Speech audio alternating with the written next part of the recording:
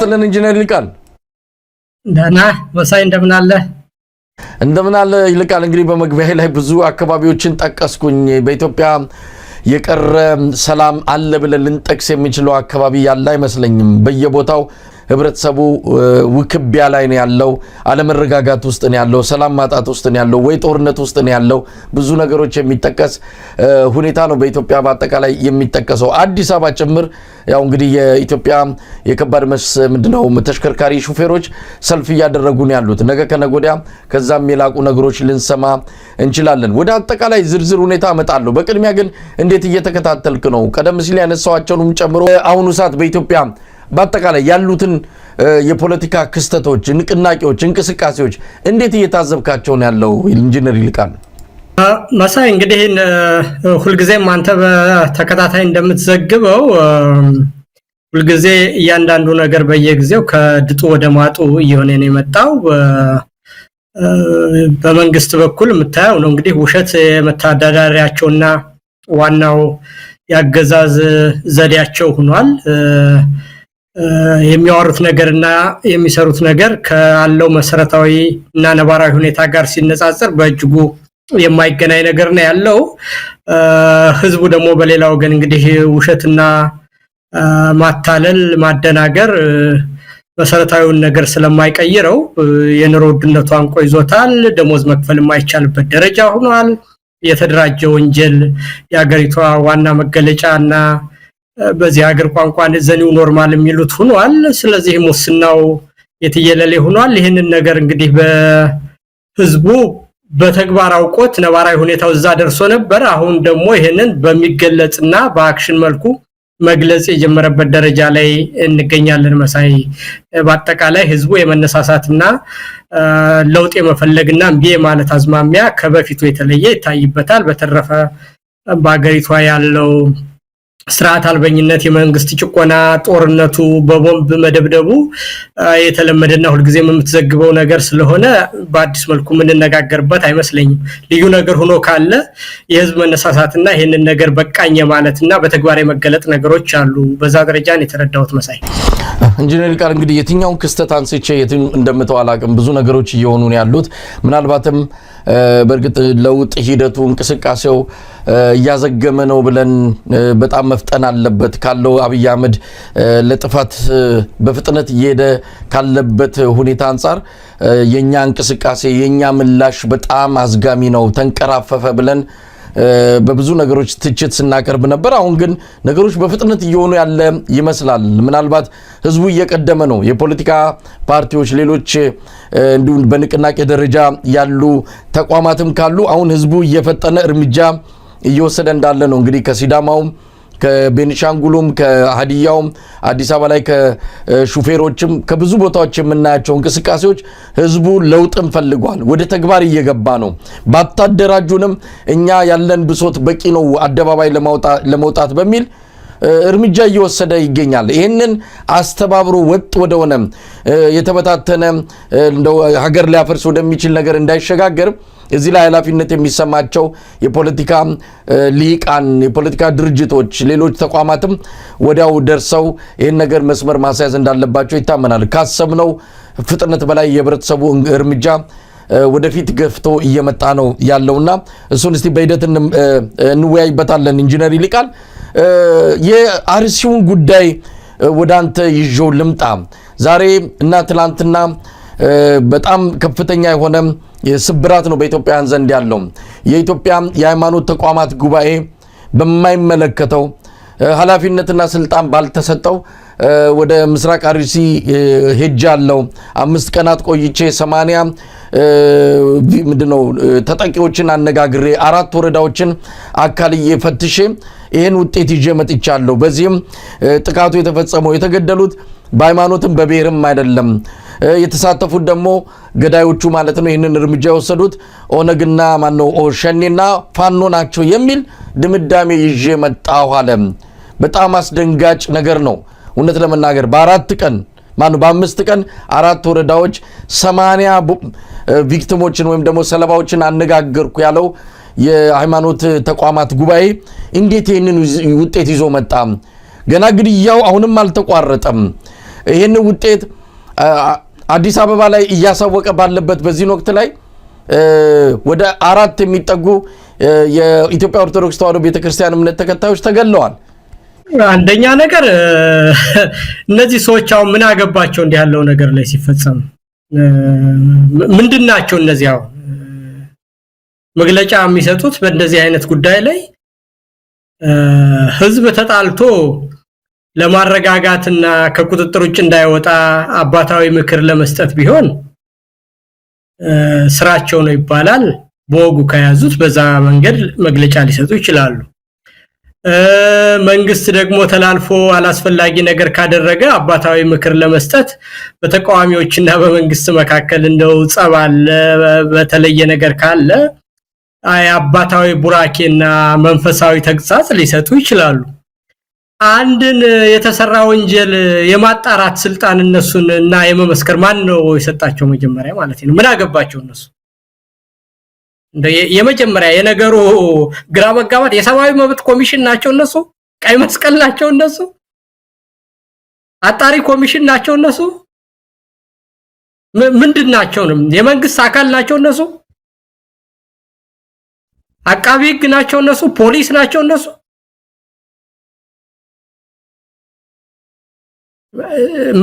የነገሩን መበላሸት የሚያመጣው መጀመሪያ ምንድናቸው እነሱ ነው። መጀመሪያው ድርጊቱ ተጣርቶ ከመጣ በኋላ ቅድም እንዳልኩ ሃይማኖቶች ከሃይማኖቶች ተጣልተው ከሆነ ያልተገባ አካል አንድ ነገር ሌላ ነገር ፈጽሞ ከሆነ ከቁጥጥር እንዳይወጣ ልጆቻቸው ወደ ላፊ ነገር ሄደው ወደ በቀል እንዳይሄዱ ወይም ደግሞ ከመንፈሳዊነት ከሚያዝዘው ያለፈ ሌላ አይነት ነገር እንዳይፈጸም አባታዊ ምክር ከሆኑ ማለት ነው። አባት ከሆኑ እነዚህ ሰዎች እንደዛ አይነት ነገር ሊሰጡ ይችላሉ እንጂ ራሳቸው አጣሪ፣ ራሳቸው መስካሪ፣ ራሳቸው መግለጫ ሰጪ በማይመለከታቸው ጉዳይ የእስራኤል መንግስት ነው። ከዛም ካለፈ የሰብአዊ መብት ድርጅቶች ነው። ከዛም ካለፈ የቀይ መስቀል ስራ ነው። ከዛ ካለፈ ፖሊስ ነው፣ አቃቢ ህግ ነው። ከዛ ነገር አልፎ ከሰጠ ደግሞ የወንጀሉን ምንነትና ፍርድ የመስጠት የፍርድ ቤቶች ስልጣን ነው። እና የነዚህ ሰዎች ምስክርነት መጀመሪያውኑ በማይመለከታቸው ነገር መዘባረቅ ነው የሚባለው። በተረፈ እንግዲህ የናብይን ነገር ከሆነ ብለነው የደከመን ነገር ስለሆነ በእነሱ ዘመን ውሸት የአገሪቷ መገለጫና ያሰራሪት ባህል ከሆነ ቆይቷል። እኔ ስለነሱ መናገርም ሰልችቶኛል። እንደው የምትለው ካለ በአጠቃላይ እነዚህ ሰዎች በማይመለከታቸው ነገር ነው የሚዘባርቁ ነው የምልመሳይ። እንደው ኢንጂነር ይልቃል ጉዳዩን እንደው በቀላሉ ለማየት አይደለም። ምክንያቱም የእምነት ተቋማት ናቸው። የኢትዮጵያ እስልምና ጉዳዮች ምንድነው መጅሊስ የሚባለው ምክር ቤቱም አባል የሆነበት፣ የኢትዮጵያ ሲኖዶስ ቤተ ክህነቱም አባል የሆነበት፣ የኢትዮጵያ ወንጌላውያን ህብረት ብዙዎቹ የእምነት ተቋማት አባል የሆኑበት ተቋም ነው። ይህንን በእርግጥ አብይ አህመድ በረጅም እጁ እንደሚጠመዝዘው ይታወቃል። ግን አሁን የምንሰማው ነገር አለ። የኢትዮጵያ ኦርቶዶክስ ተዋሕዶ ቤተክርስቲያን የሷን ምእመናን እንዳትታደግ እየሞቱ ስላሉት እየተገደሉ ስላሉት ለነዚህ ድምጽ እንዳትሆን አንድ ማሰሪያ ተበጅቶላታል። እናንተ ሳይው የምትናገሩት ይሄን ጉዳያችሁን ቅሬታችሁን ለዚህ ለሃይማኖት ተቋማት ጉባኤ አቅርቡ ነው የተባሉት። ስለዚህ የኢትዮጵያ ኦርቶዶክስ ተዋሕዶ ቤተክርስቲያን ምንድነው ምእመናኖቿ ሲገደሉ ልጆቿ ሲገደሉ አፍ የላትም። ከዚህ በኋላ አፍም ካላት ሄዳ የምትናገረው እዚህ ጉባኤ ምክር ቤቱ ላይ ብቻ ነው። ይሄ ነገር ለአባቶቹ ምን ማለት ነው? ነፃነት የነበራት እንኳን አይደለም ስለራሷ ስለ ሀገር ስትጸልይና መፍትሄ ስታፈላልግ የነበረች ቤተክርስቲያን ዛሬ ለራሷ መሆን እንዳትችል ሆናለች። ችግሩ የት ነው ያለው? አባቶቹ ጋር ችግር የለም? በዚህ ደረጃ የራሳቸው መብትና ምንድነው መንፈሳዊ ስልጣን ሁሉ አሳልፈው ለፖለቲካ ሰዎች የመስጠታቸውን ነገር እንዴት ተመለከተዋል? እኔ በጣም ይገርመኛል መሳይ፣ በእውነት አይደለ በጣም የሚያናድድ ነገር ነው። በዚህ ዘመን ልክ የኮሙኒስት ስርዓትን ለማውገዝና የስርዓቱን አስከፊነት በተመለከተ ጆርጅ ኦርዌል የተባለው እንግሊዛዊ ጸሐፊ 1984 የሚል መጽሐፍ አለው የጻፈውና ሳይንሳዊ ፊክሽን ነው ግን በአጠቃላይ በዛን ዘመን ከካፒታሊዝም ነፃ ወጣናቸውና ከኢምፔሪያሊዝም ብለው ኮሚኒስቶች በህዝብ ላይ ሁሉ ነገር አፍነው የማሰብን ሁሉ ወንጀል ያደረጉበት ጊዜና ውሸት እውነትን ተክቶ የነገሰበት ዘመንና በአጠቃላይ በአገር ደረጃ ቮካብላሪ ሁሉ በፊት የነበሩት ቮካብላሪዎች የተቀየሩበት ዘመን ነው ይላልና የዛ ዋና ፓርቲ መፈክሮች አሉት ይላል ከማሳውሰው ነገር ዛ መጽሐፍ ውስጥ ምንድነው የሚለው ጦርነት ሰላም ነው ይላል ኢግኖራንስ ስትሬንግዝ ነው ይላል ወይም ደግሞ ጋጦጥነትና አላዋቂነት የብርታት ምልክት ነው ይላል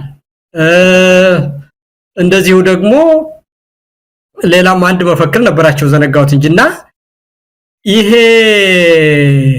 ስርዓት ፍሪደም ስሌቨሪ ነው የሚለው ሶስት መፈክሮች ናቸው ያሉት ፍሪደም ነፃነት ባርነት ነው ይላል ጦርነት ሰላም ነው ይላል ኢግኖራንስ ስትሬንግዝ ነው ወይም ደግሞ አላዋቂነትና ጀብደኝነት ድንቁርና የብርታት ምልክት ነው ይልና ሶስት መፈክሮች አሉት እንግዲህ ይሄ የነበረው ከዛሬ 70 ዓመት በፊት በኮሙኒዝምን ስርዓት አስከፊነት ለመግለጽ ጆርጅ ኦርዌል በሳይንሳዊ ፊክሽኑ የፓርቲው መፈክር የነበሩ ነገራቸው እነዚህ ግን እኛም አሁን የጨለማ ዘመን ነበረ ታፍነን ነበረ የዘረኝነት ነበረ ወኋላ ቀርነት ነበረ ተብሎ አሁን ከመጡ በኋላ እነዚህ ሰዎች መጨረሻ ላይ ያመጡልን አዲስ ዲክሽነሪ ነው ምንም ነገር ሳይሰራ ባየር ላይ አድገሃል ከብረሃል ተመንድገሃል ማየት ስለማትችል ነው እንጂ ያለ ከዛ በኋላ ደግሞ የሚሞቱ ሰዎችን ሁሉ አሁን ደግሞ ቀደም እንዳልኩ አሁን ቤተክርስቲያንን ያህል የነጻነት ምልክት የሆነችና የሰው ልጅ የህይወት ምንነት ያስተማረችን ሁሉ እውነትን መመስከርን የተናገሩ አባቶች የነበሩበትን ሁሉ የና አቡነ ጴጥሮስን እምነትና ነጻነትን ክብርን ያነገሰች ቤተክርስቲያን ዛሬ ላይ እንዲህ ያለ ልጆቿ ሲገደሉ አይ አልተገደሉም ብሎ በአደባባይ በጉባኤ ምስክርነት መስጠት ስታየው እንግዲህ ፍሪደም ኢዝ ስሌቨሪ የሚለው ነጻነት ባርነት ነው ብለው ባርነትን በፈቃድ የመቀበልን ነገር በጣም ያሳያልና ጦርነትም ሰላም ነው ኢግኖራንስም የብርታት ምልክት ነው የሚለውን የጆርጅ ኦርዌልን እንትን አሁን መሬት ላይ ኢትዮጵያ ላይ በ70 ዓመት በኋላ የተጻፈ ፊክሽን ተግባራዊ ሆኖ ሳይው ደግሞ ይሄ የሚደንቅ በሶሻል ሚዲያ ዘመን በደካማ መንግስት ውሸታምነቱ በታወቀ መንግስት ቀጣፊነቱ በታወቀ መንግስት ሀገሪቷን ሁሉ ጦርነት ላይ ባለ መንግስት የቤተ ክርስቲያን ቃጠሎና በደል ገዳማት ሁሉ ጧት ማታ 7 ዓመት ሙሉ በአደባባይ በዜና በሚነገርበት ጊዜ ይሄንን ነገር ክዶ መግለጫ ማውጣት ራስን ከማዋረድና እንደው ቢሞቱ አይሻላቸውም ወይ እንደው ባይኖሩ እነዚህ ሰዎች ቤተክርስቲያን እንደሆነ በጊዜው በልጆቿ የራሷን ትንሳኤ ታገኛለች ምንም አልጠራጠርም በዚህ ጉዳይ ላይ እኔ እንደው 100% እርግጠኛ ነኝ ግን በዚህ ጊዜ አባት ነኝ ብሎ እዛ ማህበር ውስጥ ያንን ነገር ያጸደቀ ሰው ራሱን እንደ ሰው ባይቆጥር ይሻለዋል እንደ ሃይማኖት አባትም አይደለም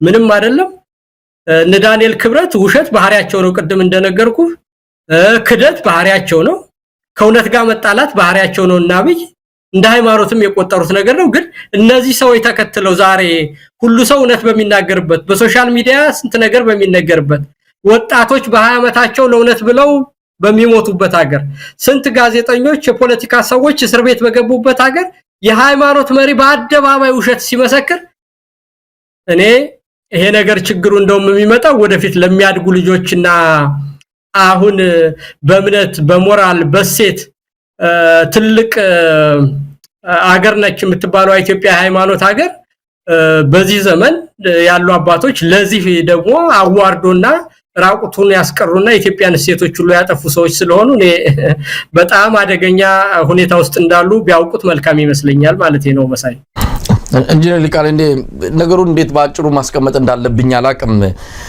እኔም አንተም ይሄንን ስርዓት እናወግዛለን ምናወግዘው እኔ እናንተን ሊያገናኝ የሚችለው የኢትዮጵያ ጉዳይ ነው ሌላ ዝምድናም ወንድምነትም ወይ የስጋ ነገር የለንም ኢትዮጵያዊነት ነው ስለዚህ እኔ እናንተን የጋራ ባደረገን ሁኔታ ላይ እንደው ከሌሎቹ ከብልጽግና ሰዎች ማንጋራው ነገር ኖሮ ነው ወይ ማንጋራው ነገር የሆነ ነገር አለ ምንድነው አሁን እስቲ በእነሱ ጫማ ውስጥ እንሆን ግድ የለም ትጠሉናላችሁ የምንሰራው አይታያችሁም አይናችሁን አልገለጣችሁም ልቦናችሁን ክፍት አላደረጋችሁም እንጂ እየሰራን ነው አሉ እውነት ለመናገር በዛ ደረጃ ልቦናችን ተዘግቶ አይናችን ተደፍኖ አይደለም እንደው እነሱ ሰፈር ገብተንም ነጥብ ለመስጠት ፈለግን ምን ነጥብ እንስጥ እውነት አብይ አህመድ እዚች ምድር ላይ መጥቶ በተለይ የኢትዮጵያ ምንድነው በትረ ስልጣኑን ይዞ የኢትዮጵያ መሪ ሆነ በኋላ እቺ ሀገር ላይ ያመጣው መልካም አንድ ነገር መጥቀስ ይቻላል ወይ እንደው ስስታም አንሁን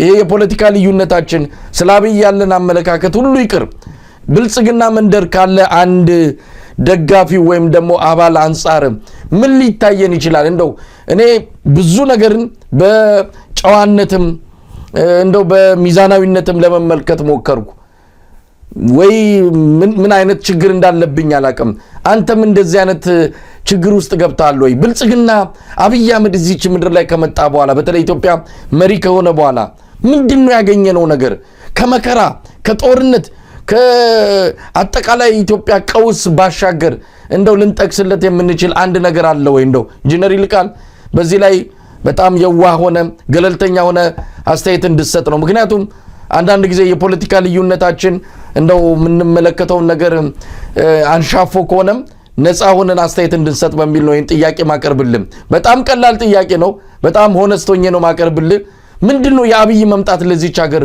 ትሩፋቱ ምንድነው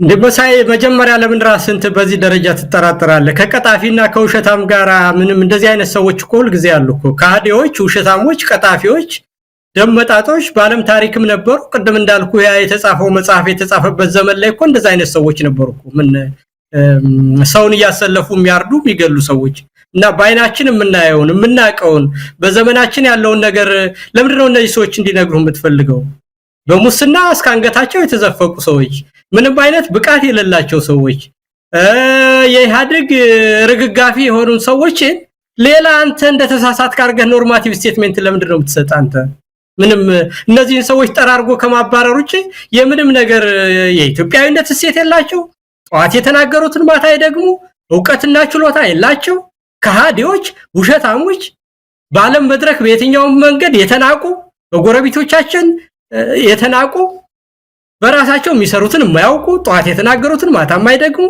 እና ስለነዚህ ሰዎች ደግሞ እኔ እንዲሁኝ እንደሆነ ያላየሁት ነገር ካለ ምን አገሪቷን በጦርነት እንዳለ ግራቀኛ ይንቃልን ጥያቄ ያነሳውት ያለ ምክንያት አይደለም አንዳንድ ፖለቲካውን በደንብ ያልገቡበት ወይም ደግሞ ፖለቲካ ሲባል እንደ ፖለቲካና ኮረንቲ በሩቁ ነው የሚሉ የዋሆች ወይም ደግሞ መሃል ላይ ያሉ ይሄ አብዛኛው ሳይለንት ማጆሪቲ የሚባሉ ትንሽ የሆነ ልማት የሚባል ነገር ሲያዩ ሮጠው ሄለው ግድ የለም እስቲ በዚህ እንኳን እንደግፈው አባይ ሲባል ወደብ ሲባልም እንዲሁ ግር ብለው ቆይ ልዩነታችንን ወደ ጎን እናድርግና እስቲ ደግሞ ይሄንን አገዛዝ በዚህ መልኩ ያለውን ነገር እስቲ ድጋፍ እንስጠው የሚሉ በጣም የዋናቸው እንዳንላቸው ይሄ የዋህነት አይደለም ተቃዋሚ ማን ነው ስራቱን ይደግፋሉ እንዳንላቸው ደግሞ በኢትዮጵያዊነታቸው አንጠራጠራቸውም እንደነዚህ አይነት ሰዎችም ስላሉ ነው እውነት ለመናገር በቁጥርም እንዲህ አይነቱ ይበዛልና ከዚህ አንፃር እነዚህ ሰዎችም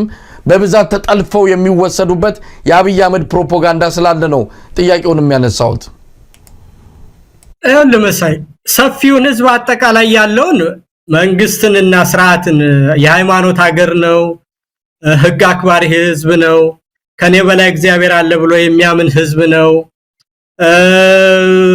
በዚህ ሁኔታ የማመጽና እንቤ ማለት ባህል የለውም ፍርድ ሲጓደልና እውነት ሲጠፋ መጨረሻ ላይ ነውር ነው ብሎ ከማለት ውጭ በእያንዳንዱ ነገር ውስጥ ሪቪል የማድረግ ባህሪ የኢትዮጵያ ህዝብ የለውም በዚህ ሁኔታ አጠቃላይ ህዝቡ ቶሎ ተነስቶ በእያንዳንዷ ነገር ሌሎች ሀገሮች እንደሚደረገው ባይቃወም ይገባኛል የኢትዮጵያ ህዝብ ባህላችን ምን እንደሆነ እምነታችን ምን እንደሆነ አጠቃላይ ሴቶቻችን ለእንደዚህ አይነት ነገር ያፈንጋጭነትና የእምቢባይነት መንፈስ የለንም። ተጠራቅሞ ህግና ስርዓት አልተከበረም ስንል ፍትህ ተጓደለ ስንል አጠቃላይ እንደ ማህበረሰብ ሁሉ ነገር ተነካ ሲባል ያኔ አፍሬ ያለው ብሎ ከተነሳ ኢትዮጵያ ህዝብ አይመለስም። በትንሽ በትልቁ ግን የማኩረፍና ህግና ስርዓትን የመጣስ ባህል የለንም። ያ ደግሞ ጨዋነታችን ለብዙ ጥቃት አጋልጦናል። ረጅም ጊዜ የባለጌዎች መጫወቻ እንድንሆን አድርጎናል የሚለውን እስማማለሁ አጠቃላይ በህዝባችን ላይ መሳይ። ነገር ግን ይሄ እነዚህ መካከል ላይ ልማት የሚሉ ምናምን የሚሉትን ሰዎች እኔ ክብር የለኝም መሳይ። ምንም አይነት ክብር አይደለም ንቀት ነው ያለኝ። በግልጽ ነገር አይካልከኝ በሁለት ነገር፣ አንደኛ ወይ እናውቃለን ብለው አያውቁም። መንግስት የሚባለው ነገር መጀመሪያ የሚያስፈልገው ነገር እንደው ተብሎ መንግስት የተቋቋመበት ዋና ምክንያት መንግስት ምንድነው ቢባል መንግስት ሲቋቋም ከመጀመሪያ ነገር የሰው ልጆች በራሳቸው በግሩፕም ይሁን በተናጥልም ይሁን በራሳቸው ባህል፣ በራሳቸው ቋንቋ፣ በራሳቸው ሴቶች ዓለምን በሚያዩበት ሁኔታ በሃይማኖታቸው በሚናገሩት በሴቶቻቸው ይለያያሉ። በዚህም መለያየት ምክንያት ወደ ግጭት ይገባሉ። ስለዚህ ለአንዱ መልካም ነገር ነው ብሎ በህይወት ውስጥ ጥሩ መመሪያ ነው ለሚለው ነገር ለሌላው ሌላ ሆኖ ይገኛል። ለዚህ ነው ሃይማኖቶች ከሃይማኖቶች አንዱ ቋንቋ ከአንዱ ቋንቋ አንዱ ብሔር ከአንዱ ብሔር ሲገዳደል ከኖረ በኋላ መንግስት የሚባለው ነገር ኢቮልቭ እንዲያደርግና ኃይልን የመጠቀም ስልጣን ሁልጊዜ ደጋግመን የምንናገር ሞኖፖሊ ኦፍ ቫዮለንስ የመንግስት ይሁን የተባለበት ምክንያት እነዚህ አካሎች እርስ በርሳቸው የመጋጨት እንደዚህ ስላላቸው ነው ናቹራል። ስለዚህ የመንግስት ዋናው የተቋቋመበት በቃ ሌላ ነገር የለውም። እንደውም በዚህ ሀገር እኮ ይሄ ልማት ምናምን እያልካንታ እኛ ሀገር ምንለው አያስፈልግም ነው የሚሉት እኮ። ሁለት አይነት የሊበራል ቪው አለ፣ ሞደስ በቨንዳይና ፕሮግሬሲቭ ሊበራሊዝም የሚሉት። አንዳንዶቹ ይሄንን የአክቲቪስት መንግስት እና ሶሻል ኢንጂነሪንግ የሚያደርግ አያስፈልግም፣ መንግስት ናይት ዎችማን ብቻ ነው መሆን ያለበት፣ ሰላምና ደህንነትን ያስከብር፣ ህግና ስርዓትን ያስከብር፣ ከዛ ውጭ ልማት የሚባል ነገር ውስጥ መግባት የለበትም ነው የሚሉት እኮ። የመንግስት ስራ ደህንነትን መጠበቅ ብቻ ነው። ስለዚህ ይሄን ካወቀ እዚህ ጋር መስኖ ተሰራ፣ እዚህ ጋር መብራት ገባ፣ እዚህ ጋር ብልጭልጭ ነገር ተገባ፣ ይሄንን የመንግስት ስራ አድርገው የሚያዩ ይሄ በመንግስት ስራ ውስጥ የማይቆጠር ነው። ሌሎች ሀገር ላይ እንደው አያስፈልግም ሁሉ የሚባል ነው ማለት። ስለዚህ ይሄንን ዋና ነገር አድርጎ ሰው እየሞተ እሱም ይግደላቸው በሌላም ያስገድላቸው ያንን ነገር እንደቁም ነገር ከቆጠረ የመንግስት ምንነት አያውቁም እነዚህ ሰዎች ነው መሳይ መልሱ ባጭቃ።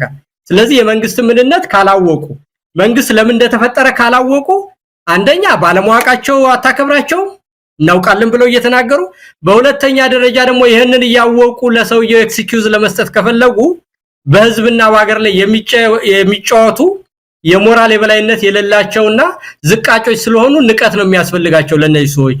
ካለሟቅ ከሆነ ደግሞ ከሚያቅ መማር ነው። ያንድ እግዚአብሔር የሰጠን ነገር የማየት የማገናዘብ የማሰብ ችሎታን እግዚአብሔር ለሁሉም ሳይሰስት ሰጥቷል። ስለዚህ አንተ ያየውን ነገር እሷ ላይም ካለ እሱን እያሰብክ እንዴት ነው የምትኖር ነው ለማሳይ። ምንም ለእንደዚህ አይነት ሰዎች ኤክስኪዩዝ አትስጥ።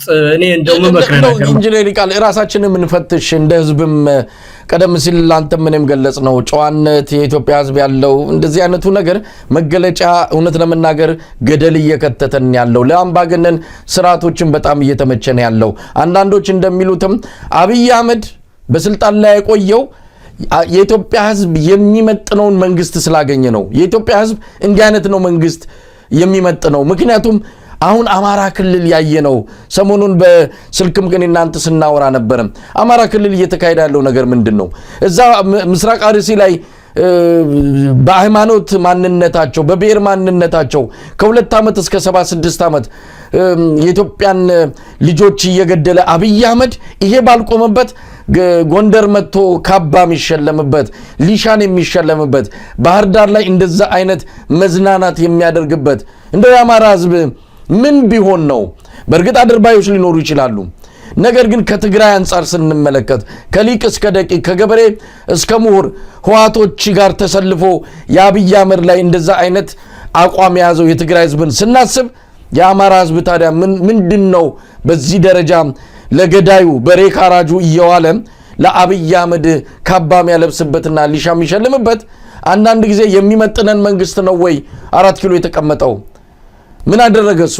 ይህን ህዝብ ካገኘ እስከ ዘላለሙም መጋለብ ከቻለ ህዝቡ ትከሻው ከቻለ ምን ችግር አለው የሚል ነገር ይመጣልና አንዳንዴ ራሳችንን ፈትሽ እንደ ህዝብ ላምባገነኖች ኮርቻ መደላደሪያ መጋለቢያ እንድንሆን የፈቀድነው ራሳችንንና ጣታችንን ወዴት ነው መጠንቆል ያለብን የሚለው በደንብ መፈተሽ አለበት። አብይ ነገ ሊሄድ ይችላል፣ ግን አምባገነንነትን የሚያስታምም አምባገነንነትን የሚሸከም ማህበረሰብ እንዳለን ግን መካድ የሚገባ አይመስለኝም። ይልቃል ሁለት አይነት ነው እንግዲህ በየትኛውም ሁኔታ ውስጥ በታሪክ ዝቃጮችና እንደዚህ አይነት ሰዎች አሉ። ምልህ የሚያወሩትን እኮ ሰምታል። ቅድም እንግዲህ ያ መጽሐፍ የተጻፈው 1984ን ዛሬ ደጋግመን ጠቀስ ነው። እንደዛ አይነት ሰዎች ምንጊዜም አሉ። በውሸታምነታቸው፣ በካሃዲነታቸው፣ ከእውነት ጋር በመጣላታቸው ሽልማት፣ ሞገስ፣ ብር እያገኙ ራሳቸውን ክደው የሚኖሩ ማሰብ ወንጀል ነው የሚሉ ቢግ ብራዘር ሁሉን ነገር አድርጎልናል የሚሉት እንደሆናቸው እኮ እዛ የእንግሊዝ ሶሻሊስት ፓርቲውን መሪ ቢግ ብራዘር ነው የሚሉት እና እሱ ባቀደው መሰረትና ባመጣልን መሰረት ምንድነው በዚህ አመት ምርት ተትረፍርፏል። እንደዚህ ሆኗል። በሬሽን እየተሰጡ እኮ ነው የሚበሉት እያጡ እየተሰቃዩ የሚያጨሱት ሲጃራ እንኳን ባጡበት ሁኔታ ምንድነው ምርት በ20% ዘንድሮ ጨምሯል እያሉ የሚሉ ሰዎች ነበሩ በዚህ በኮሙኒስት ዘመን ውስጥ ነው። እና እንደዛ አይነት ሰዎች አሁንም አገኘው ተሻገር ጎንደር ላይ የራሳቸው የጸጥታ አካላት ህዝብን እየዘረፈ ሴት እየደፈረ እያገተ ራሷ ማነው አብይ እየተናገረ ከጎንደር ጎርጎራ ያለ አጃቢ መሄድ አይቻልም እያለ ከ400 አመት በኋላ ጎንደርን አስተዋውቷታል እያለ ያወራሉ። ያ ተመስገንና ማነው የሚባለው አገኘው የሚባለው ሰውዬ ማለት እና እነዚህን እኔ እንደ ሀገር ልጅም እንደ ኩያም እንደ ሰውም እንደ ጎንደርም እንደ ጎጃም ህዝብም ቆጥሬ እኔ እንደዚህ ነልልህ አልችልም። መሳይ እንደ ቀን ተቀሌት የሚሞቱ ወጣቶች አሉ እኮ በዛው አካባቢ በጎንደር በጎጃም እና ካለችው እናት ከመቀነቷ ቆርጣ ቀንሳ ለልጆች የምታበላ የምታጠጣ እናት አለች እኮ እዛ ሀገር እና 10-15 በላባዮችን ሰብስቦ እንደዛ ስላለና አንዳንድ በራሳቸው መቀኝነትና ትንሽም አርቀው ለማያስቡና ከመንግስትና ከስልጣን ጋር የሚገኝን ፍርፋሪ ያያሰቡ እንዳልኩ መንግስት ምንድነው የሚለውን አጣውት የፋሲል እንትን ስለጠገነ ከ400 አመት በኋላ መጣ የሚሉ መንግስትን በዚህ ደረጃ የሚያስቡ ሰዎች ካሉ መንግስት ምን እንደሆነ የማያውቁ ሰዎች ናቸውና እነዚህን ሰዎች ደግሞ በጥንታዊው የጎንደር ህዝብ ስነልቦና ውስጥ አስገብቼ በጎንደር ህዝብ ታሪክ ውስጥ አስገብቼ እንደ ሰው ልቆጥራቸው አልችልምና ከዛ ይልቅ ለዛ ጧት ማታ የሚሰው በስም በታሪክ በክብር የማቃቸው ወንድሞችና ጓደኞች እዛው ጎንደር ላይ የተሰው ልጆች አሉ ለውነት ብለው መሳይና እነዛ ናቸው የውነተኛ መገለጫዎቻችንና ህዝባችን ምልክት። ይሄ ደግሞ ተነቃንቋል፣ ብዙ ርቀት ሂደናል። እንደዛ አይነቶችን ሰዎች ደግሞ ያለ ይሉንታ መታገል ነው የሚያስፈልገው። በነዛ ሰዎች ግን አጠቃላይ የአማራን ህዝብም ሆነ የጎንደርን ህዝብ ጥቂት ሰዎችን በአውሮፕላን በጀት በሰራዊት ታጅቦ እንደዛ ስላደረገ ያንን የህዝብ መገለጫ አድርጌ ላየው በፍጹም አልችልም። መሳይ እኔ እውነት ነገር አይካልከኝ በፍጹም ይሄ ደግሞ ከልብ እንግዲህ ይልቃል ሌሎች በርካታ ጉዳዮች ስላሉ በፍጥነት እያንዳንዱን እያነሳው ያንተን አስተያየትና ምልከታ ለመጋራት ያህል ነው። እንግዲህ አሁን በአሁን ሰዓት በአፋር ያለው ሁኔታ እየጠራ የመጣ ይመስላል። አፋር ላይ ታጣቂዎች የትግራይ ነፃ መሬት ብለው የትግራይ ነፃ ሰራዊት አቋቁመው የነበሩ ኃይሎች አሁን ሙሉ በሙሉ ከትግራይ ወጥተን ማነው ከአፋር ወጥተን ትግራይ ገብተናል የሚል ነገር አንስተዋል። ግን የትግራይ ማነው የአፋር ተወላጆች ደግሞ በአደባባይ ወጥተው እኛን የጦርነት ቀጠና አታረጉንም፣ እስከዛሬ የተሰቃየንበት የተሰደንበት የሞትንበት ይበቃል፣ ይሄ የተልኮ ጦርነት ሌሎች መታችሁ እኛ ምድር ላይ የምትዋጉበት ሁኔታ መቆም አለበት ብለው ተቋሙ እያሰሙ ይገኛሉ። አብይ አህመድ ይህንን ያደረገበት ምክንያት ምን እንደሆነ ታውቋል። ይህንንም የትግራይ ነፃ ሰራዊት የሚባለውንም አፋር ምድር ላይ ሲያቋቁም በዋናነት እንደ መነሻ እንደ ምንድነው መጀመሪያ ማስተኮሻ አብሪ ጥይት ነው የፈለጋቸው ህወሓትን ትግራይ ምድር ለመግባት እንደ ሰበብ ምክንያት ሊጠቀምባቸው ፈልጎ እንደሆነ ይታወቃል። በአፋር ላይ ያለው አጠቃላይ ሁኔታ ቀጠናዊ ቀውስም ሊፈጥር ይችላል። የምስራቅ አፍሪካ የተለያዩ ኃይሎች ተፋጠው ያሉበት ነውና ያ ጦርነት ምናልባት አፋር ላይ ይፈነዳል የሚሉ ወገኖችም አሉ። ለማንኛውም የአፋሩን የቅርብ ጊዜ ክስተትና አጠቃላይ ሁኔታ እንዴት እየተከታተልከው ነው ያለው? አብይ አህመድ እዚህም እዛም ጦርነት እየቀፈቀፈ ነው። አፋር ቀጣዩ እንግዲህ የምስራቅ አፍሪካ ጦርነት ሊጀመር የሚችልበት ቀጠና እንደሆነ ነው የሚገለጸውና እንደው ሂደቱን ከግራ ከቀኝም ያሉትን በቀጣይ ሊመጣ የሚችለውን አጠቃላይ ቀውስንም በመረዳት ምን ይታያል ኢንጂነር ይልቃል?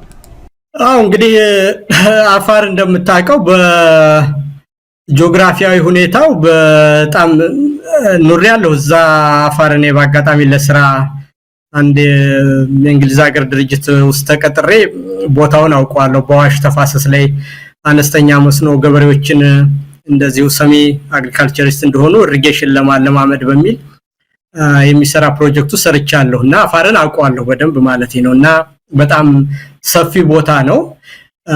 የህዝብ ቁጥሩ አሰፋፈሩ በጣም ትንንሽ ሰዎች በጣም በተራራቀ ሁኔታ የሚሰፈሩበትና እጅግ በጣም ሰፊ ቦታ ነው። ሁለተኛ ህዝቡ ደግሞ ወደ ሱዳንም ይሄዳል፣ ወደ ጅቡቲም ይሄዳል፣ ወደ ሶማሌም ይሄዳል፣ ወደ ኤርትራም ይሄዳል እና እነዚህን ሰዎችን የጋራ ዘመዶቹ አድርጎ ነው የሚያያቸው አጠቃላይ በዛ ያለውንና በሁሉም ቦታ ሞቢሊቲ አለ። የዛ ፓስቶራሊስት ነው አኗኗሩም ህዝቡ እና ያም በመሆኑ ደግሞ ሰፊ ቦታ አለ። ስለዚህ በረሃማም በመሆኑ ለወታደር ማሰልጠኛም ይጠቅማል።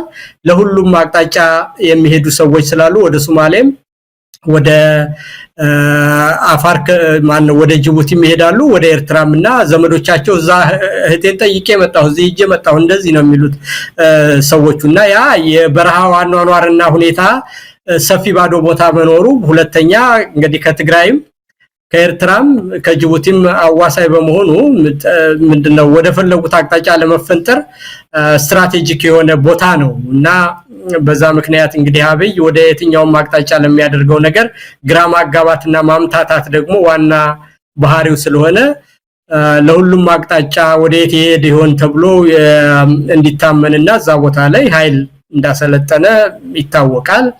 ይሄ ደግሞ አሁን በግልጽ ስናየው በአንዳንዶቹ በኤርትራን ጉዳይ አብይ በመያዙም የተወሰኑ በነጌታቸው በኩል ድጋፍ አግኝቶ ወደ ኤርትራ ለመዝመት እነዛን ሰዎችም ለመጠቀም የአፋር ቀይ ባህር ኃይሎችን ብሎ እነዛን አድርጎ እነሱን እንዳብሪ ጥይት አድርጎ የተለየ ድጋፍ ያደረገ ወደዛ ለመሄድ ወደ ኤርትራ ለሚያደርገው ትንኮሳ ለመጠቀም የፈለገ ይመስላል። ግን በየትም ይበል በየትም አሁን ባለው ሁኔታ የትግራይ ሰዎችም በፊት ከነበረው ነገር በደንብ ልምድ ወስደው ያያደረጉ ያሉ ይመስለኛል። በኤርትራ መንግስት በኩልም በሚሰጧቸው መግለጫዎችና በአንዳንድ ነገሮች እንዳየሁት የሚችሉትን ሁሉ ራሳቸውን ለመከላከል ዝግጅት ያደረጉ እንደሆነ ይታወቃል። አሁን ደግሞ ትናንትና ዛሬም እንደሰማነው የህዝቡ ራሱ ኢምፓወርድ ሆኖ ጦርነት በቃን ብሎ የመንግስትን ሴራ በአደባባይ ስላየ የሚሰለጥኑ ሰዎች የሱ ያልሆኑ ለጦርነት ስራ ብሎ የተዘጋጀ የህዝብ ጥያቄ ያልሆነ ነገር ከላይ የመጣ ባዕድ የሆነ አመለካከት ጭነውበት ሌሎችን ከትግራይ አፈንጋጮችንም ራሱም የሚያሰለጥናቸውን ከኤርትራ የመጡ ሰዎች አድርጎ መንግስት የነሱን የጦርነት አውድማ አድርጎ የራሱ የፖለቲካ መጠቀሚያ እንዳደረገው ስላወቀ ህዝቡ ተነስቷል። ያ ማለት እንግዲህ ህዝብ ያልደገፈውና በህዝብ የተጠላ ሴራ መሆኑን መታወቁና ይሄ ደግሞ የአብይ ስትራቴጂ ከመሰረቱ የከሸፈ መሆኑንና ዴድ ኦን አራይቫል መሆኑን ስትራቴጂው በግልጽ የሚያሳይ ነው። ኢንፋክት እነሱ ጧት ያሰቡት ነገር ከሰዓት እንደሚጠፋባቸው የታወቀ ነው።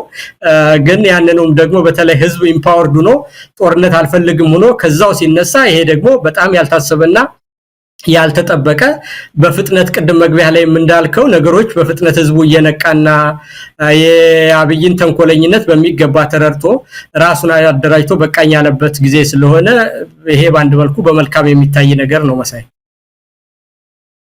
ጂኒያል ቀንደ ወደ አጠቃላይ ሁኔታው እንምጣ። አሁን የኢትዮጵያ ህዝብ የፖለቲካ አጀንዳም ይሁን አይሁን አይታወቅም፣ ግን የደረሰበት መከራ ኑሮ አጠቃላይ ችግሩ ወደ አደባባይ እያወጣው ይገኛል። ህዝቡ ቀደመ የፖለቲካ ፓርቲዎች የፖለቲካ ሊቃን ግን ወደ ኋላ ነው ያሉት አሁንም ገና ስብሰባ አሁንም ገና ምክክር አሁንም ገና ጥምረት ህብረት ንግግር አብሮነት እንዲያለ ነገር ውስጥ ነው ያለው ህዝቡ ግን ወደ ተግባር እየተቀየረ ነውና ይሄን ነገር እንዴት ማየት ይቻላል ገና ተነጋግራችሁ ተወያይታችሁ አንድ የሆነ ህዝብን ሊያስተባብር የሚችል የፖለቲካ ንቅናቄ ሳትፈጥሩ ህዝቡ ግን ወደ እርምጃ ገብቷል ይሄ በራሱ አደጋ ነው የሚሉ ወገኖች አሉ አሁን መቆጣጠር ማንችለው የህዝብ ብሶት ቢመጣ ማን ነው የሚሰበስበው አብይ አህመድ እንደውም ሊጠቀመው ይችላል የሱ ዋና ችግር መበጥበጥ ቀውስ መፍጠር ነው እንዲህ አይነቱ የተበታተነ ኃይል መኖሩን ሲያቅ የተወሰኑ ነገሮችን ተጫውቶ ሀገሪቱን የበለጠ አደጋ ውስጥ ሊከት ይችላል የሚለው ስጋትም አለ ንቅናቄው መምጣቱ የህዝብ ተደፋፍሮ ወደ አደባባይ መምጣቱ ፍራትን መገላገሉ አንድ አዎንታዊ ነገር ቢሆንም ግን ደግሞ ያ የተቀናጀና የተባበረ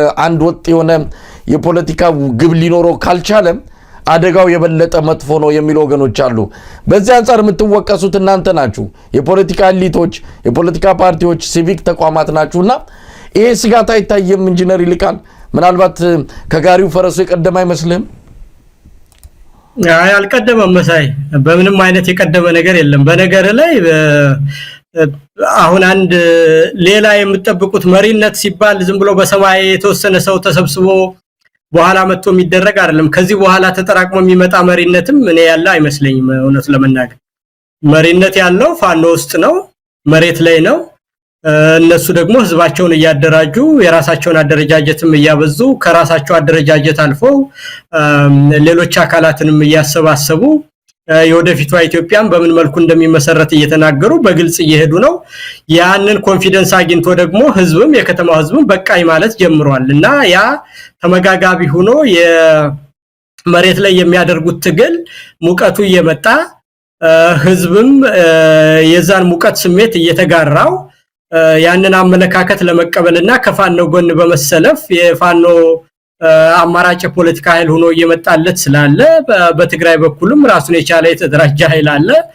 በኦሮሚያም እንደዛው አለ ስለዚህ በአፋርም አለ በጋምቤላም ሁሉም አካባቢዎች አሉ እነዚህ ደግሞ የተለያዩ አካባቢ ያሉ ኃይሎች እርስ በርሳቸው መነጋገር እንደጀመሩ አውቃለሁ የራሳቸውን የቤት ስራ እየሰሩ እንደሆነ በመረጃ የማቀው ነገር ነው ስለዚህ ሌላ ከሰማይ ሙራን ተጠራርተው ስልክ ተደዋውለው አመራርነን የሚሉበት ዘመን አይደለም ያ ደግሞ በአጭር ጊዜ ቢመጣም ውጤታማ አይሆንም ስለዚህ ትግሉ ከመሬት ጀምሮ 2 አመት ሙሉ እየተሰራ መጀመሪያ ጀምሮ የአብይ አህመድ መንግስትነት የኢህአዴግ መሰባበር እንጂ ለውጥ አይደለም ብሎ አምኖ ያን አመለካከት ይዞ እየሰራ እያደገ እየተደራጀ ከአካባቢያዊነት አልፎ አገር አቀፋዊነት ይዘት እንዲኖረው ከዛም ቀጠናውንም በተመለከተ ከጎረቤቶቹ ጋር ሁሉ የአጠቃላይ የምስራቅ አፍሪካን ሁኔታ መልክ ባለው ሁኔታ ለመስራት በራሱ እየሰራ እንዳለ ነው የሚታየው ስለዚህ ሌላ የተለየ አመራርም የምንጠብቀው አዲስ የሚፈጠርም የለም የሚመጣውም ከፋኖች ነው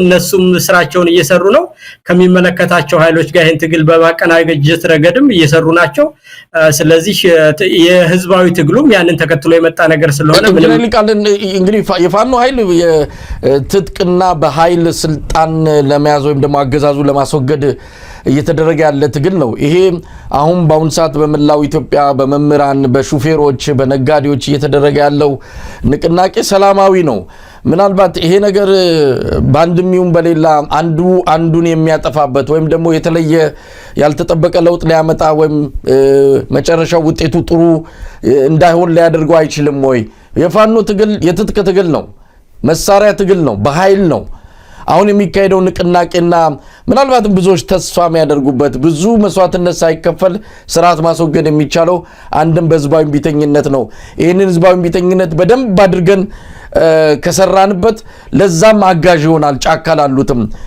የሚል ነገር ነውና እነሱም ብቻ ተስፋ ማድረጉ ፋኖችን እነሱ ጀምረውታል ስለዚህ እነሱ ይጨርሱት የሚለው ያስኬዳሉ ያውን ካለው አጠቃላይ ሁኔታ አንፃር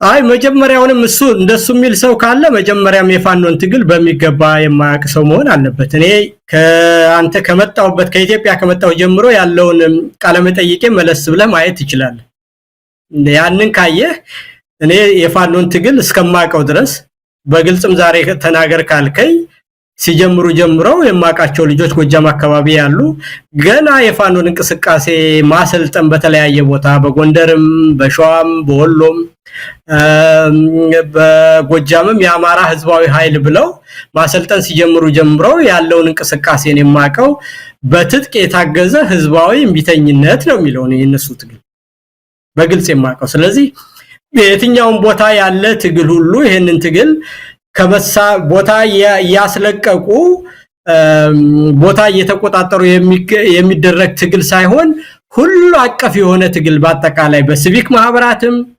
በአጠቃላይ በፓርላማም በደህንነትም በመንግስት ውስጥም ያለ በትጥቅም ታግዞ አንድ ላይ ይሄንን መንግስት በዲፕሎማሲም በስነልቦናም በፖለቲካም በትጥቅም በህዝባዊ እምቢተኝነትም ማስወገድ ከዛ ቀጥሎ ደግሞ የአማራን ህልውና ከታገዝን በኋላ የኢትዮጵያውያንን የሚመለከት የጋራ የሽግግር ሂደት ማቋቋም ነው የሚል እንጂ የትጥቅ ትግል ሌላ የሰላማዊ ትግል ሌላ የሚል ተናግረውም አያውቁም።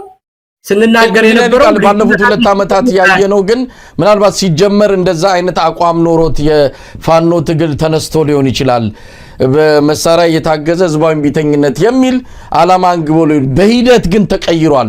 አሁን ባለው ሁኔታ የፋኖ ትግል በፍጹም አሁን ከምትለው ጋር የሚገናኝ እንቅስቃሴ ያየንበት አይደለም። መሳሪያና መሳሪያ ብቻ ነው። ስለዚህ ሲጀምር የነበረው አንዳንድ ነገሮች ሲጀምሩ የሆነ ነገር ይሆናል በመሃል ግን በሚፈጠሩት የተለያዩ ክስተቶች እየተለወጠ እየተቀየረ ሙሉ በሙሉ አሁን የፋኖ ትግል በመሳሪያ በሚመጣ ለውጥ ላይ የተንጠለጠለ ሆኗልና አሁን በመትለው ነገር የፋኖ ትግል ሊገለጽ የሚችል ነው ማለት እንችላለን። መሳይ አሁን እኮ በቀላሉ እንነጋገር እኮ የፋኖን ትግል አንተ ትደግፋለህ እኔ ደግፋለሁ። የፓርላማ አባላት እስር ቤት ናቸው፣ ጋዜጠኞች እስር ቤት ናቸው፣ ነጋዴዎች እስር ቤት ናቸው፣ የፖለቲካ ፓርቲ አመራሮች እስር ቤት ናቸው።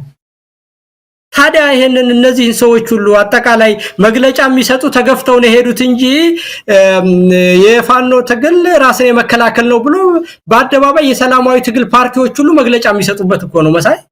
ይሄ ከሆነ የገሌ ትግል የሚባል ነገር የለውም።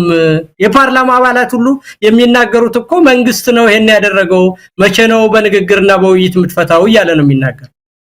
እና ይሄ ማለት እኔ እስከሚገባይ ድረስና እስከማቀው የሚቃረን ነገር የለውም ነው መሳይ። ያደረጉ ያሉት ትግል አሁን በመሬት ላይ በጠመንጃ አይደለም እኮ ይሄ አልወጣኝም እኮ በጠመንጃ የሚደረገው ትግል ግን አፋር ላይ ከሚደረገው ህዝባዊ እምቢተኝነት አዲስ አበባ ላይ ከሚደረገው ሐዋሳ ላይ ከሚደረገው ሰልፍ የተለየ ዓላማና የለውም። መጀመሪያ የህልውና ትግል የትግል ስልት አይመርጥም መሳይ የትግል ስልት አይመርጥም። እና ይሄ ከሆነ ደግሞ በየትኛው መንገድ የሚደረገው ትግል ሁሉ መንግስትን ለማስወገድ ነው። ያ መንግስት ከተወገደ በኋላ ደግሞ ሁሉን አቀፍ የሽግግር መንግስት ይቋቋማል ነው የሚለው ፋኖ። ስለዚህ ምንም የሚቃረን ነገር የለውም። አሁንም ቢሆን ይሄ ሁሉ ጊዜ የምናደርገው ነገር የፋኖ ትግል እየተጠናከረ በመጣ ቁጥር ህዝብ ሙሉ ልብነት እየተሰማውና መንግስት ደግሞ ምንም ነገር ማስፈጸም ያቃተው ሲሄድ እየተናቀ ሲመጣ ያ ያገዘው እንደሚመጣ የታወቀ ነገር ነው። ስለዚህ ሁለቱ የተገናኘና አንድ የሆነ ነገር ነው። ፋኖች አሁን ከሌሎች ኃይሎች ጋር ከትግራይ ኃይሎች ጋር ከአፋር ኃይሎች ጋር ከሶማሊያ ኃይሎች ጋር ከጋምቤላና ከአፋር ኃይሎች ጋር ከተለያዩ ኃይሎች ጋር መስራት ሲጀምሩ ይሄ ሰላማዊ ትግል የበለጠ እየተነከረ ይሄዳልና ሁለቱ የሚቃረንበት ምንም አይነት ምክንያት የለውም። ከዛ ይልቅ የጠመንጃ ያዙ ሰዎች እዛ ላይ ምናልባት እያንዳንዱን አመራር ከተማ ውስጥ አመራር መስጠት ካቃታቸው የራሱን አመራር የመፍጠር ነገር ያው ራሱ ትግሉ ማድረግ አለበት። የተለያዩ የፖለቲካ ኃይሎችም ሲቪል ማህበራትም ይሄንን ነገር ለመብራትና የራሳቸውን አስተዋጽኦ ለማድረግ ጥረት ማድረግ አለባቸው እንጂ በምንም አይነት የሚጋጭ ነገር ሳይሆን አንድ ነው ተብሎ መጀመሪያ ሲነሱ ሁሉ እኔ በግሌ ማቀው እንደዛ ነው ማለት ነው መሰለኝ። ስለዚህ አላየንም እንግዲህ የትጥቅ ትግሉ ነው ባለፉት 2 ዓመታት ያየነውና እኔም የምደግፈው እውነት ለመናገር ጥሩ ነጥብ ነው ያነሳው። እንደውም መሆን ያለበት ኢትዮጵያ ውስጥ ህዝባዊ እምቢተኝነት በደንብ ስር ይዞ ውጤት ባለው መልኩ ሊካሄድ የሚችለው እንደዚህ አይነት የታጣቂ ቡድን ከጀርባው ድጋፍ በሚሰጥበት መልኩ ሲካሄድ ነው። ይህም በደንብ አምናለሁ። ግን አልተካሄደም እስካሁን። ፋኖች ምናልባት የሚጎላቸው ማድረግ የሚገባቸው ይህን የትጥቅ ትግል የሚያካሄድ አንድ ክንፍ ሊኖራቸው ይችላል። በመላው አማራ ግን ቢያንስ በአማራ ክልል የስራ ማቆምም አድማ ሰልፍም ይሁን ሌሎች ነገሮችን ከጀርባ ሆነው ማስተባበር ነበረባቸው። እስካሁንም መካሄድ ነበረበት። አላየንም። እንደውም የሰማነው እስከዛሬ በሰልፍ ነበረ። በሰልፍ ስላልሰማችሁን በሰይፍ ጀምረናል ነው። ሰልፉም ያስፈልግ ነበረ። ሰልፉን ትተው ወደ ሰይፉ የገቡበት ሁኔታ ነው የታየውና መደረግ ነበረበት። እንደውም በሌላ አካባቢ ምንድነው ማስፈራሪያ ይሆኑ ነበር። አሁን በአማራ ክልል ህዝባዊ ቢተኝነት ቢካሄድ ፋኖ ከጀርባው ቢኖር የበለጠ ውጤት ያመጣል። ምክንያቱም ማስፈራሪያ ናቸው። ከጀርባ መኖራቸው አንድ ጥቅም አለው። ግን ሲካሄድ አላየንም። ስለዚህ ይህን ነገር መሬት በያዘ መልኩ ውጤት ባለው መልኩ ለምን አናይም ታዲያ? ሰይፉን ብቻ ነው ያየነው። ሰልፉ የታለ ነው? ኢንጂነር ይልቃል እሱ ላይ እውነት ነው። በአፈጻጸም ደረጃ የምንለው ነው። ግን ንግግራቸውን ከመጀመሪያ ጀምሮ ካየው በትጥቅ የታገዘ ህዝባዊ ቢተኝነት ነው የሚል ሁለተኛ ዘመኑም የምንገኝበትም ነገር ቦታ እየተቆጣጠሩ አንድ አካል እንትን እያለ የሚሄድበት አይደለም። የመንግስት የቴክኖሎጂ ብልጫ አለው፣ የሚሊተሪ ብልጫ አለው። ስለዚህ በሁሉም አቅጣጫ እየጠዘጠዝክ መንግስትን እያዳከምክ በዲፕሎማሲም በህዝባዊ ቢተኝነትም በፖለቲካም በስነ ልቦናም በዲፕሎማሲም አጠቃላይ በትጥቅም መንግስትን አንቀጥቅጠህ መድረሻ አሳጥተህ የማባረር የትግል ስልት እንደሆነ ዘመኑ የሚጠይቀው ያ የተረጋገጠ ነገር ነው። ግን በዚህ መልኩ አሁን አንተ እንዳልከው ክፍተት አለ። ስራውን አቀነባብሮ የራሱን የቻለ ክንፍ አቋቁሞ ያንን ነገር በመስራትና በማስፈጸም ረገድ የከተማውን ትግል በመምራትና ህዝባዊ ቢተኝነቱን በጣም ሰፊ የሆነ ክፍተት አለ። ምንም ይሄ የሚያጠራጥር አይደለም። እንግዲህ ይሄንን አጠናክሮ መምራት አለባቸው። የኔ ንግግር ዋናው መነሻዬ መጻይ የሚቃረን አይደለም። ስጋት ሊገባን አይገባም ነው የኔ ዋናው መነሻዬ። ይሄ ቀደመ ፈጠነ የሚባል ነገር የለውም። የነሱ ማድረግ የሚገባቸው በሁሉም አካባቢ መሳሪያ ካለ ስርዓት አልበኝነት እንዳይኖር የወደፊቱ አቅጣጫ ምን ይሁን እንዳይል ህዝብ ገንፍሎ ከወጣ በኋላ ኃላፊነትን የሚሸከም ኃይል እንዳይጠፋ የሚለው ነገር የፋኖ አደረጃጀት የራሱንም አደረጃጀት እያጠናከረ ነው። አሁንም የገጠር አካባቢዎችን እያስተዳደረ ነው። ከሚመለከታቸው ደግሞ ሌሎች አማራ ካልሆኑ ኃይሎች ጋርም እየተነጋገረ ነው። የኢትዮጵያን የወደፊት ሁኔታም የኢትዮጵያ ልጆች በጋራ በኩልነት የሚወስኑት ነው ብሎ ግልጽ አቋም ስላስቀመጠ የህዝቡ መነሳት ምንም የሚያስፈራን ነገር የለም ነው መሳይ። መፍራት አያስፈልገንም። እንደውም ግፋ ነው ቀደመን ምናምን ማለት የለብንም። ከነገ ጀምረህ አንተ በሚዲያ ምንም አይነት ሳይገባ የሰላማዊ ትግሉን ሊያፋጥኑ የሚችሉ ሰዎችን ከዚህም በፊት እናቶና ምንን ስታናግራቸው አይቻለሁ።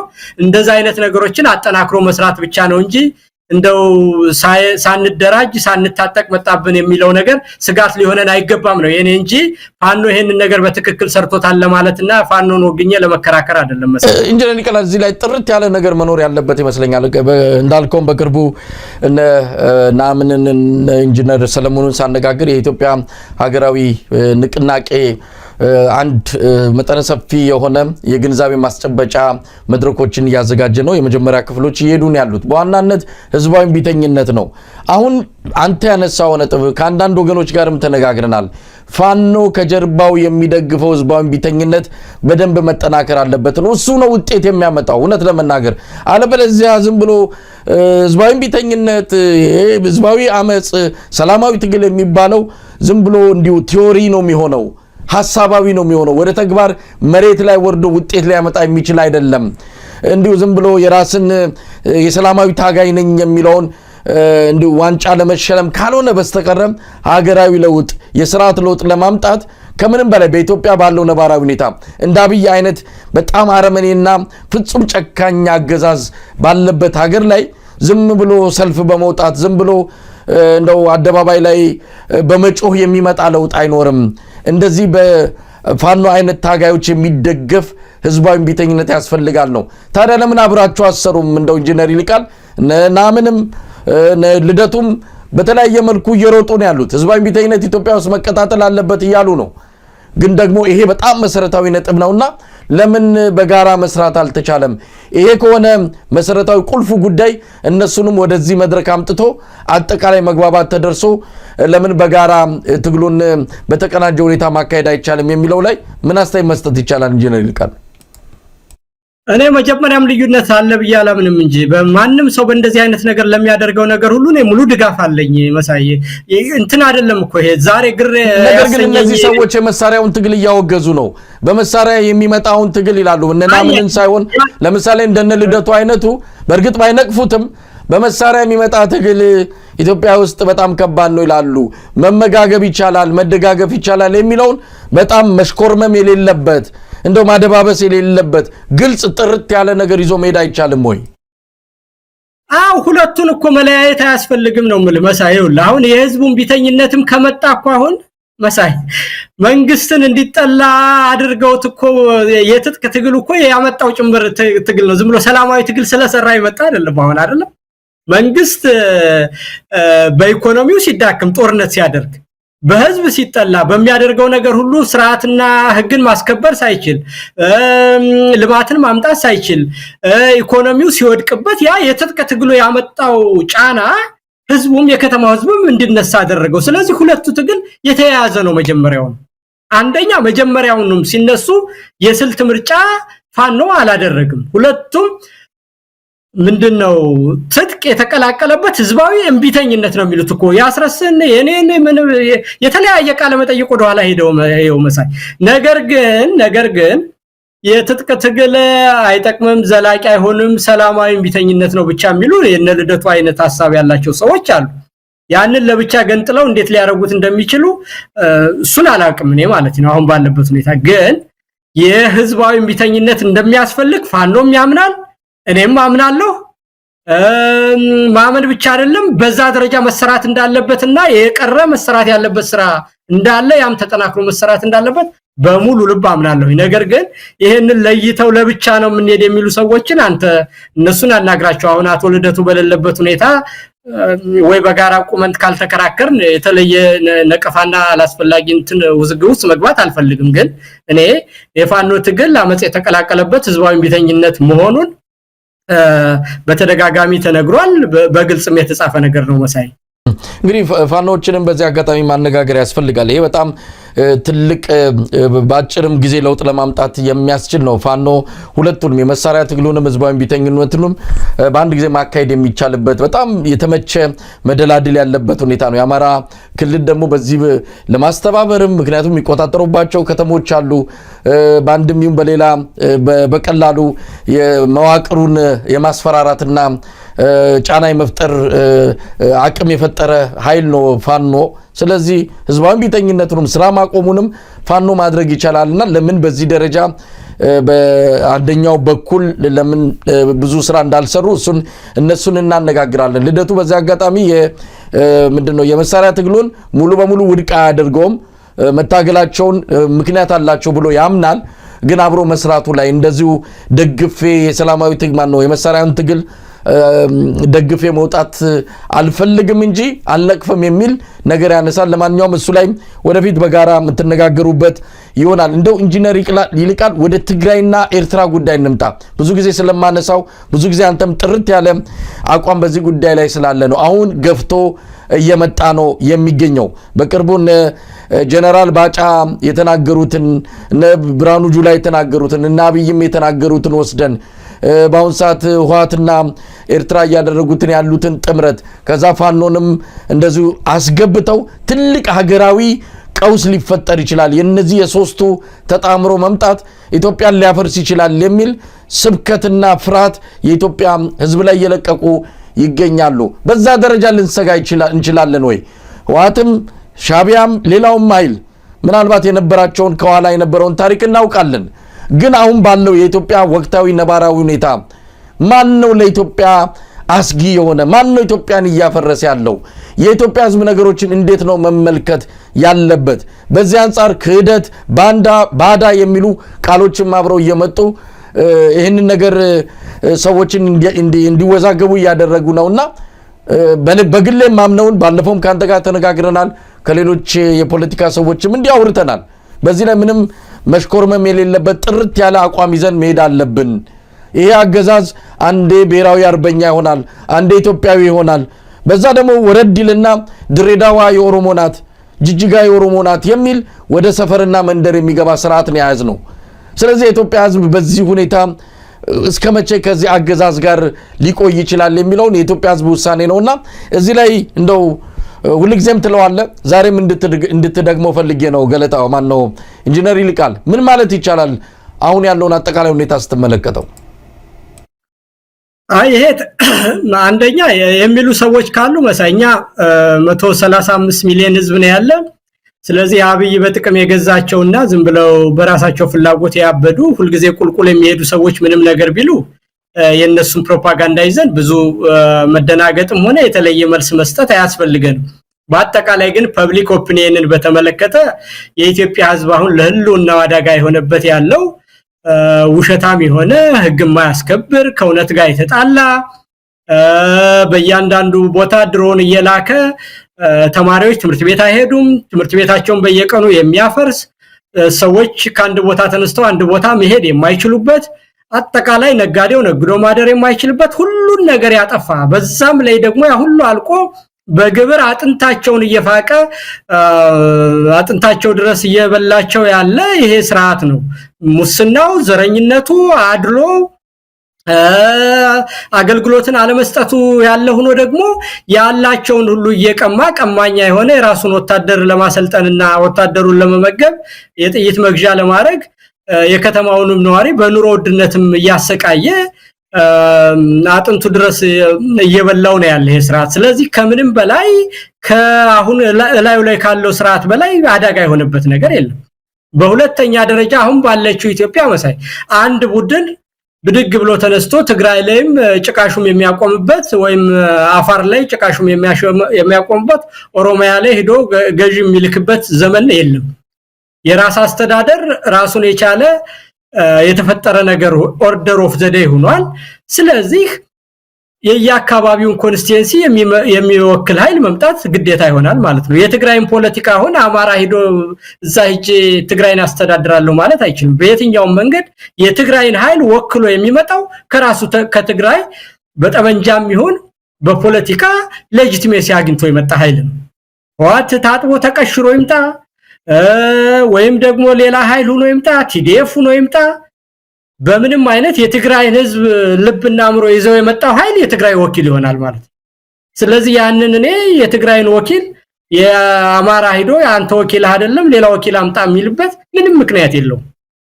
ስለዚህ የትግራይን ልብና አምሮ ይዘው የመጣው የፖለቲካ ኃይል ሁሉ የኢትዮጵያን ሁኔታ ለመበየን ከዛ ጋር መስራት ግዴታ ነው። ከዛ ያለፈ እንደሆነ ደግሞ ኤርትራን አሁን ወራለው ወደባ መጣለው ያለ የፎከረ የሸለለ ዛሬ መጣውብ ነገ መጣውብ በሚልበት ሁኔታ የኤርትራ መንግስት ደግሞ በውጭ ጉዳይ ፖሊሲ መሰረት ሊያጠፋው ያለን ስርዓት ራሱን እዛው እንዲገታ የሚችለውን ያህል ማድረጉ ይሄ ቀጠናውን እየረበሸ ኃይል ሱዳንንም እየረበሸ ነው፣ ሶማሌንም እየረበሸ ነው፣ ጅቡቲንም እየረበሸ ነው። እነዚህ ኃይሎች ሁሉ አጠቃላይ ቀጠናውንም ስለሚረብሽ ዓለምንም አስተባብረን ጎረቤቶቻችንንም አስተባብረን የኢትዮጵያ ኃይሎችም ተባብረን ስርዓትን በአካባቢው እያጠፋ ያለውንና ሀገር እያጠፋ ህብረተሰብን እያጠፋ ያለውን ስርዓት አባሮ ሌላ ስርዓት መመስረት የኢትዮጵያውያን ሁሉ ኃላፊነት ነው። ስለዚህ በዚህ ደረጃ የሚደረግ ግንኙነት ለጥያቄ የሚበቃም አይደለም መሳይ። ህዝቡም ደግሞ ይሄንን በሚገባ ተገንዝቦት አንድ አይነት አመለካከት ይዞ ወደ አንድ አቅጣጫ ያያየ ስለሆነ እኔ ብዙ የሚያነጋግር ደረጃ ላይ ያለን አይመስለኝም መሳይ። እንደው ኢንጂነር ይልቃል በመጨረሻ ያውኑን አገዛዝ እንግዲህ በማህበራዊ በኢኮኖሚ በሁሉ ነገር ኪሳራ ገጥሞታል። አሁን ወደብ አመጣለው ባርበር አመጣለው እያለ በኪራይ እንኳን እንዳናገኝ በቀጣይ በኪራይ የምናገኝባቸው ሀገራትን ጭምር እየተጣላና እየተኳረፈ ዛሬ ጅቡቲ ከግብጽ ጋር እየተፈራረመች ነው። ነገ ከነገ ወዲያ የጅቡቲ መናገኝበት በገንዘብ እንኳን በኪራይ እንኳን መናገኝበት ወደብ እንዳይኖር እያደረገ ነው። ከኤርትራ ተጣልቷል። የሱዳን ጉዳይ ያከተመ ነው። ሶማሊያ የጸጥታው ጉዳይ ባለበት ሁኔታ ወደብ ልናገኝ የምንችልበት እድል የለንም። የሶማሌላንድ ካለው አጠቃላይ የጂኦፖለቲካ ሁኔታ አንፃር የኢትዮጵያ ድል እየተጨናገፈ ነው። ምናልባት ኬንያ ሌላ ነገር ካልሞከርም በስተቀር ስለዚህ ባህር በር ባለቤት አደርጋቸዋለሁ እያለ የሚፎክረው ስርዓት በኪራይ እንኳን የምናገኝበትን እድል እያስመለጠን በሩን እየዘጋብን ይገኛልና ብዙ ነገሮች ለኢትዮጵያ እየጨለሙ ነው። እንደው የዚህን ስርዓት ቀጣይ ሁኔታ እንዴት አለ? በሚቀጥሉት 2-3 ወራት ምናልባትም እድሜ 1 ዓመት እንስጠው ምን ልናይ እንችላለን? ኢንጂነር ይልቃል አሁን እኮ ያለው መንግስት መሳይ መንግስት ልትለው አትችልም። የኢህአዴግ ሽርፍራፊ ነው። ምንድነው ስልጣን ላይ ያለው ለውጥ ጀምረናል። ያንን ለውጥ ግን ጥርት አድርገን መልክ አላስያዝነውም። ገና በረጅም ጊዜ ትግል እያዳከምን መተን እንደምታውቀው አቶ ኃይለ ማርያም ተመረጡ። በህዝብ ሲናጥ ቆይቶ አብይ መጣ። አብይ ደግሞ ሲናጥ ቆይቶ አሁን አረግርጎ ያለበት ሁኔታ ላይ ነው ያለው። በዛ ላይ ደግሞ ብቃት የሌላቸውና አቅም የሌላቸው ሰዎች ናቸው እዛ የተሰበሰቡት። ልክ አንድ ስታንድ አፕ ኮሜዲ የሚሰራ ሰው በወቅቱና በሳምንቱ ውስጥ ያሉትን የህዝብ አስተያየቶች ይዞ ያንን እየቀለደ እንደሚያወራ ሰው እንደዛ እየመጣ ነው እንጂ የሚያወራው የተጠና የረጅም ጊዜ ፖሊሲ የላቸውም በምንም አይነት። ይሄንን እንደው መታለል የለበት። ከሶማሌላንድ ጋር የሆነ ጊዜ ሲያወራ ቆየ። ሳያስበው ያደረገው ነገር ስለሆነ ሌላ ታምር ፈጥሮ አበላሸ። ከግብጽ ጋር ሄዶ አልከዳችሁም እንደዚህ ብሎ ደግሞ ፈራረማችኋለሁ ብሎ ያን ሁሉ ጣጣ ሲያመጣብን ኖረ። ያንን ደግሞ መልሶ ሜዳ ላይ ጣለው። አሁን ደግሞ ከኤርትራ ጋር ምንድነው የኖቤል ሽልማት ሁሉ ተሸለመበት። ያንን አበላሽቶ ደግሞ እንደገና ሌላ ችግር ውስጥ ገባ። ከትግራይ ጋር ጦርነት አካሄደ። መጀመሪያ መርጣውት በጥሩ ሁኔታ አጨብጭበው ሰጡት። ከዛ በኋላ ጦርነት ገባ። ጦርነት ገብቶ ደግሞ ተስማማ። ኋላ የተስማማውን ደግሞ አልፈጽም ብሎ አሁን ድጋሚ ጦርነት ሆነ። አማራ ጋር ደግሞ ልጆቻችሁ ነኝ እንደዚህ ነኝ ሲል ነበር። ከዛ በኋላ መልሶ ተበላሽ። ስለዚህ ይሄን ሁሉ ነገር ስታይ መሳይ ፖሊሲ የሚባል ነገር አልፈጠረበትም። ሁኔታዎች ናቸው የሚነዱት እንጂ ራሱ አስቦ ረጅም ጊዜ የሚቆይ ነገር የለውም። ፓርላማ በተናገረ በሳምንቱ 3 ሽፍታ በየቦታው ስላለ ምርጫ አይቀርም ማለት አይደለም። በፓርላማ ሄዶ በሳምንቱ ደግሞ ጎንደር ሄደና ከጎንደር ጎርጎራ ባጃቢ ይሄድ እንዴት ብሎ ሰላም ልማት መስራት ይቻላል አለ። አሁን ይሄን ሰውዬ ምንድነው የምትለው? እስቲ የትኛውን ነው ተከትለው ይሄን ሰውዬ ውጤት ያመጣልናል የሚሉ 3 ሽፍታ ነው ያለ ሲልም አዎ ትክክል ነው። ከጎንደር ጎርጎራ መሄድ አይቻልም እና በዚህ ሁኔታ ደግሞ ልማት ማምጣት አይቻልም ሲልም አዎ ትክክል ነው። አርሲ ላይ ማንንም ይግደላቸው መንግስት የተቋቋመው መጀመሪያ ህግና ስርዓትን ሊያስከብር ነው። የመንግስት የመጀመሪያው የመቋቋም ሁኔታ እንደማንም ይግደላቸው ተው ፋኖም በለው ኦላ በለው ገደላቸው ይባል ራሳቸው ተጣልተው ተጋደሉ ይሁን ህግና ስርዓትን የሚያስከብር መንግስት ነው። አንተም ግደላቸው ሌላም ይግደላቸው ስራ ያንተ ነው። አንተ ለምን ግብር ይከፍለዋል? እሺ እንደዛ ከሆነ ያው አሁን አብይ ምን ያደርግለታል? እሺ የአብይ መንግስትና ስርዓት ለነዛ ሰዎች እርስ በርሳቸው የሚጋደሉ ከሆነ ህግን ማስከበርም በእጃቸው ካስገቡ መንግስት የሚባለው ነገር ምን ያደርግላቸዋል ከዛ በኋላ? እና ይሄንን ስርዓት አለ ብለልን ስለዚህ የወደቀ ስርዓት የበሰበሰበት ስለሆነ ኢትዮጵያ መንግስት እስከሚኖራት ድረስ ከዚህ የባሰ ነገር ነገም ትሰማለህ። የሃይማኖት አባት ነን ብለው እየሞቱባቸው አልሞትንም ብለው መግለጫ የሚሰጡ ስራ ብለው ሳይጠየቁ ስራቸው ያልሆነውን እስቲ ይሄንን ምን ትለዋለህ መሳይ? አሁን ሀገር መጥፋቱን እኮ የምታውቀው ዝም ማለት አንድ ነገር ነው። አልሰማንም ማለት አንድ ነገር ነው። ሙተው አልሞትንም የሚሉ ሰዎች እና ይሄንን አንተ ሌላ ነገር ያመጣል ሌላ እንዴት ብለ ይሄን እኮ የሚሉት እነ ዳንኤል እና እነንተ ናቸው። በእነሱ ቤት እኮ ፖለቲካ መሆኑ ነው። ሃይማኖት ሴንሲቲቭ ነገር ስለሆነ በሃይማኖት የተነሳ ነገር ስለማንቋቋመው በእነሱ ቤት ማለት ነው። ይሄንን የሃይማኖት ተቋማት በሃይማኖት አልተገደሉም ሰዎች ብለን ስንል ከዛ በኋላ ያ እውነት ይሆናል። በቃ እነሱ ያወሩት ነገር ማለት እውነት ነው። የህዝብ አስተያየት የት ነው? የስነ ልቦናው የንቃቱ ደረጃ የት ነው? ትረንዱ ምንድነው የሚያሳየን? ይሄንን ስንክድ የበለጠ ቁጣ ያመጣል ወይስ ያበርድልናል የሚለው ይሄን ለመስራት ማሰብ ይጠይቃል። ስለዚህ አሁን የሆነው ነገር መልሶ አብይን ቁልቁል ነው የቀበረው ይሄ መግለጫ ወይስ ወደ ላይ ነው ያነሳው? ይችን እንኳን ሂሳብ ማይሰራን ሰው ታዲያ እንደ መንግስት እንዴት ነው የምትቆጥራቸው? እንደው ቅድም አሁን አንተ ራስን እየወቀስ እንደው እኛ ተሳስተን ይሆን ወይ ምን ብንሆን ነው እዛ ያሉ ሰዎች ጋር ልዩነት አለን። እኔ እነዛ ሰዎች ጋር አንድ አርጋ አታሰልፈኝ መሳይ አንድ አርጎ ማሰልፋለ ይቅርታ እንግዲህ ኢንጂነር ቃል ካገላለጽ ምናልባት ሊሆን ይችላል። እነሱ ጫማ ውስጥ ገብተን እነሱ ድንበር ድረስ እነሱ ግዛት ድረስ ገብተን በእነሱ ጭንቅላት ውስጥ ሆነን እንደው ፍርድ ለመስጠት አንዳንድ የዋሆች ተጠልፈው የገቡ ዝም ብሎ አንድ እንደ ጋሪ ፈረስ ዝም ብሎ ሀገር ብቻ የሚታያቸው ግራ ቀኝ የማያዩ አሰብ ሲነሳ ዘራፍ የሚሉ አባይ ሲባል በቃ ምንም ይሁን የሚከተሉ የዋህን በላቸው ወይ በፖለቲካ ሰነፍ የሆኑ ሰዎች እነዚህ ሰዎችንም አጥቦ እየወሰደብን ነው ስለነሱም ብለን እንጂ እንደ አሁን አንተ በመጥለው አይደለም እነዛማ አንዴ ደንቆሯልና ከደነቆሩ የደነቆረን መመለስ አይቻልም ግን አንዳንዶች የዋሆችን መመለስ ከቻልን ብዬ ነው አይ መልስ ምን ሰጠው ለዚህ ነገር በአጠቃላይ ያብይን ስርዓት ከነግሳንግሱ በማስወገድ ነው እንዲህ አይነት ሰዎች መቼውንም አይጠፉ በአፍሪካ ውስጥ መንግስት ከእግዚአብሔር ትንሽ ዝቅ ነው የሚል ሳንቲም ይሰጣል